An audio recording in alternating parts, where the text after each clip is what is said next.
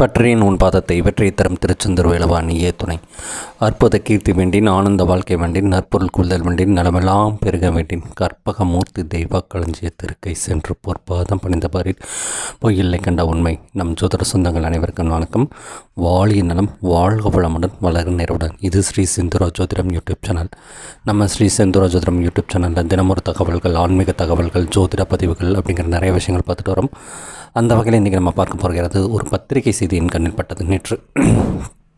என்ன இந்த செய்தி அப்படின்னா, 2 ஆண்டுகளாக காதலித்து வந்தவர்கள் திருமணம் செஞ்சுட்டாங்க. திருமணமாகி 24 மணி நேரத்தில், அதாவது ஒரு நாளுக்குள்ளேயே விவாகரத்தை நோக்கி சென்று விட்டார்கள் அப்படிங்கிற செய்தி பார்த்தேன். இதை பார்த்தவனையும் கொஞ்சம் அதிர்ச்சியும் வேதனையும் துக்கத்தையும் தந்தது. என்ன அடுத்த ஜெனரேஷன் எந்த மாதிரி போயிட்டுருக்கு, ஒரு காதல் எப்படி போகிறது, காதல்னால் என்ன, கல்யாணத்தில் முடியணும், கல்யாணம் முடிஞ்சால் என்ன பண்ணணும், நல்லபடியாக வாழணும், குழந்தை குட்டிகளை பெற்றுக்கணும், அடுத்த ஜென்ரேஷனை நல்ல பொறுப்புள்ளதாக வளர்த்தணும் அப்படிங்கிற ஒரு அச்சாணி, ஒரு முதல் பிள்ளையார் சொல்லி தான் இந்த திருமணம்.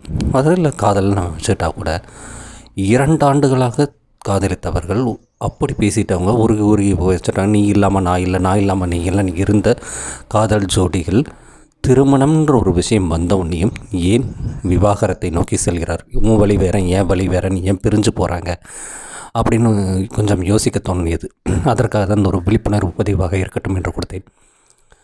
இது எதை குறிக்கிறது அப்படின்னு பார்த்தா, ஜாதக ரீதியாக, ஜோதிட ரீதியாக கடுமையான கலத்தர தோஷம் இருக்கிற ஜாதகங்கள் இந்த மாதிரி தான் இருக்கும். என்ன அது கடுமையான கலத்தர தோஷம்?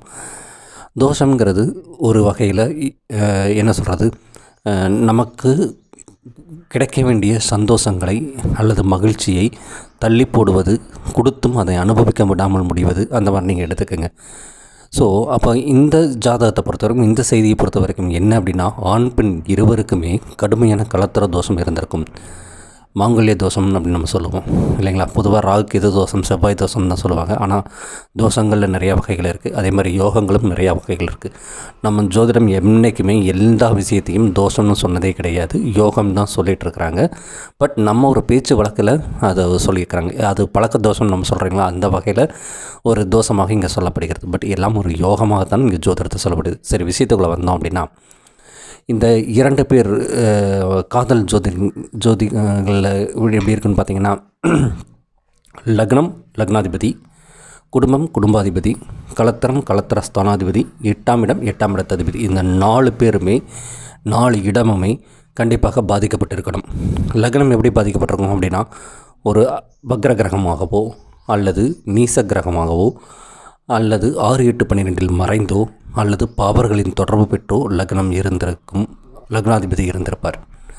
அதே மாதிரி குடும்பம்னு சொல்லக்கூடிய 2ஆம் இடத்த அதிபதினு சொல்லக்கூடியவர், அவர் திதி சூன்யத்திலேயோ அல்லது 6, 8, 12லேயோ பாவகிரகங்களின் சூழ்நிலையோ பாவகத்தரி தோஷத்திலேயோ அந்த மாதிரி 6, 8, 12ஆம் இடங்களிலேயோ மறைவு ஸ்தானங்களிலோ இருந்திருக்கிறதுக்கு வாய்ப்புகள் அதிகமாகவே இருக்கிறது. அதே மாதிரி கலத்திர ஸ்தானாதிபதினு சொல்லக்கூடிய 7ஆம் இடத்ததிபதியும் மேற்சொன்ன காரணங்களாலும் 8ஆம் இடம்ங்கிறதும் அதுதான். 8ஆம் இடம்ங்கிறது நம்ம ஆயுள் ஸ்தானம் சொல்லுவோம், பெண்களுக்கு மாங்கல்ய ஸ்தானம் சொல்லுவோம். இது பேசிக்கான ஒரு விஷயம். இது போக பொதுவாக கலத்திரக்காரகன் சொல்லக்கூடிய பெண்களுக்கு சுக்கிரனும் ஆண்களுக்கு செவ்வாய், மங்களக்காரன் செவ்வாய்னு சொல்லுவோம். இந்த 2 கிரகங்களும் பாதிக்கப்பட்டு கிடக்கணும். இது எல்லாம் ஒரு ஜாதகத்தில் பாதிக்கப்பட்டிருந்தாலும் அதற்கேற்ற திசாபுத்திகள் நடப்பில் வர வேண்டும், கோட்சாரமும் நடப்பில் வர வேண்டும். ஸோ இந்த திசாபுத்தியும் கோட்சாரமும் நடப்பில் வரும்போது தான், மேற்சொன்ன இடங்கள் பாதிக்கப்பட்டிருக்கும் போது தான் ஒரு செயல் சம்பவம் நிறைவேறுகிறது இல்லை நடைபெறுகிறது அப்படின்னு வச்சுக்கோங்க. ஸோ இந்த மேற்சொன்ன காரணங்களால் இந்த செய்தி, பத்திரிகை செய்தி கவனிக்கும் போது நம்ம பெற்றோர்களாகிய நாமும் ஜோதிடர்களாகிய நாங்களும் ஒரு விஷயத்தை சொல்லும்போது அவங்க பெற்றோர்களும் அந்த ஒரு விஷயத்தை அக்செப்ட் பண்ணிட்டு அதற்கான ரெமெடியை நோக்கி போகும்போது சிறப்பாக இருக்கும்.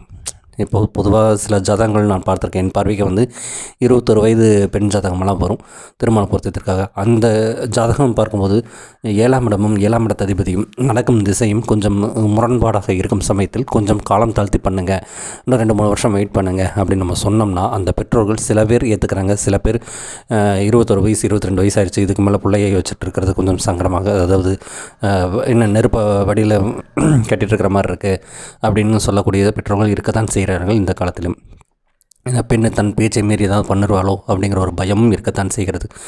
அது எல்லாம் ஒரு புறம் இருந்தாலும் ஜாதக ரீதியாக நம்ம பார்க்கும்போது சரியான திசாபுத்திகளும் அதற்கு ஒரு ஜாதகத்தில் வந்து ஒரு தோஷம் இருக்குன்னா அதற்கு ஏற்ற ரெமிடியான தோசை இணைவுகளும் அல்லது தோசை சாமியமும் அந்த ஜாதகத்தில் ஆப்போசிட் ஜாதகத்தில் இருந்தால் மட்டுமே திருமணமான தம்பதிகளாக வாழவிடும். இந்த மாதிரி இல்லாமல் போச்சுன்னா இந்த மாதிரி தான் ஒரு நாளில், ஒரு வாரத்தில், ஒரு மாதத்தில் அப்படிங்கிறது.